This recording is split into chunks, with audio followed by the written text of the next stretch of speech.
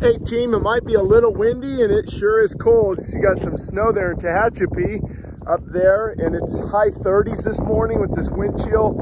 But I just got to share something with you that we're so excited about after some prayer and consideration. Me and Pastor Abram just talking.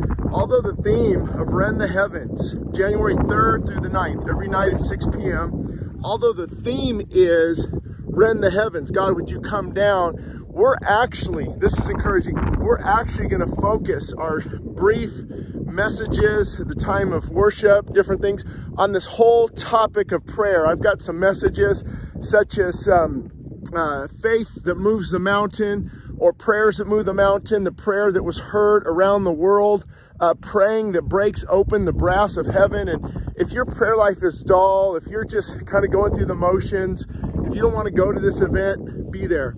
And on that note, I want to say this. We don't want to condemn. We don't want to, just push and control things, but we do want to exhort. And if I were you, I would encourage you, take things off your calendar, put God on your calendar. I actually had to just miss my daughter's gymnastic meet on one of those nights. I've got other events I had to cancel to be at every night of Rend the Heavens. And again, just an exhortation. A lot of us, well, I'm busy, I've got this going on, whatever it is, you fill in the blank, from family night to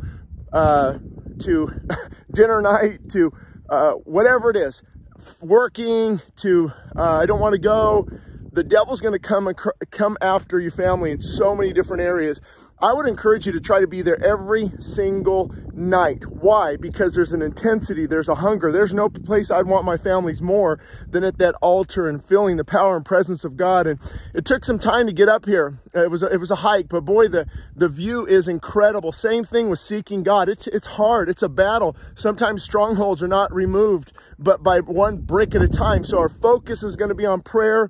Sometimes at worship, we're going to camp out. We're going to come hungry, expecting God to move. So be there January 2nd at Sunday services, and then we're going to start Monday night at 6 p.m. And myself and Pastor Abram, we're going to rotate a little bit. The full worship team is going to rotate in every night, and it's just got to be on your calendar. I just have a strong, a desire to share that, because we saw marriages restored, addictions broken, deliverance take place, and then it kind of falls apart for a season. And so we got to get back up on the horse and ride again. So that's my encouragement. That's our special announcement. Obviously, we'll need help in CM and nursery. Talk to those leaders. Make sure we know you well. You filled out a background check. You've been coming for a while.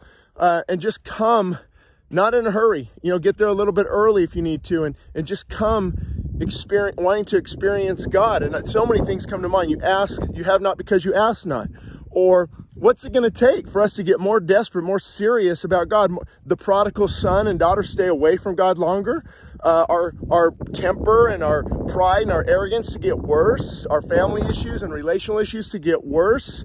Our addictions to get worse. I mean, what America, let's wait till America gets more perverted. Come on, we've got to press in now. We've got to prevent these things now. So that's my encouragement as a pastor, as a shepherd, to not beat you up with this information, but to exhort you. Paul said that we are to exhort people. Do whatever you can. Get it on the calendar. Take it some time off of work if you can, if it's ethical, of course, and say, family, here's what we're going to do. What we often do is just turn the computer, the media off after 4 o'clock and just begin to focus on God. And I have a feeling God is going to reward us in a powerful way. Oh, I see a coyote way up there. Hope there's not a whole bunch. But it just reminded me, the enemy goes about, even worse than that, as a roaring lion, seeking whom he may devour. How does he devour us? Because the eyes of the Lord go to and fro throughout the whole earth to show himself strong on behalf of those whose hearts are loyal to him. So the enemy's looking for us. God is looking for us. Who finds us? Who finds you? Whoever you choose to obey becomes your master. So we become easy prey for the enemy, for coyotes. I remember up here, not too far from here, my little puppy went about 30 feet, 40 feet away from me and was taken by a coyote, and I couldn't catch that thing if my life depended on it. And I still remember that. And the analogy that God gave me, that's how the enemy works. Drift away farther and farther and farther, out of my reach, out of my protection, out of my safety, out of my eyesight, even though, of course, that doesn't parallel with God. He's always there, always watching. But the more we drift, the more we get away from God, the easier we become prey for the enemy. So rend the heavens. This whole thing is about, it's actually for all of the staff, all the volunteers, all the members, all of us to come and be fed and be fueled. And you don't see the enemy wreaking havoc in our homes and in our lives during Rend the Heavens. I mean, there's demonic attacks and all hell breaks loose sometimes, but there's a comfort that we're staying close to the shepherd. So I hope to see you there every single night if possible, and just spread this message out there. Let people know, friends and family know, that are addicted, to get there Sunday the 2nd. Also Rend the Heavens week, and just put God on the calendar. I just can't, because once you experience God and making him a priority and you see the benefits, you want to share it with others. Even more than a good movie, more than a good investment, more than a good church, you want to share a good God. So that's all we're trying to do, is just encourage you to really consider your calendar that week and what the priority is. Talk to you soon. Thank you.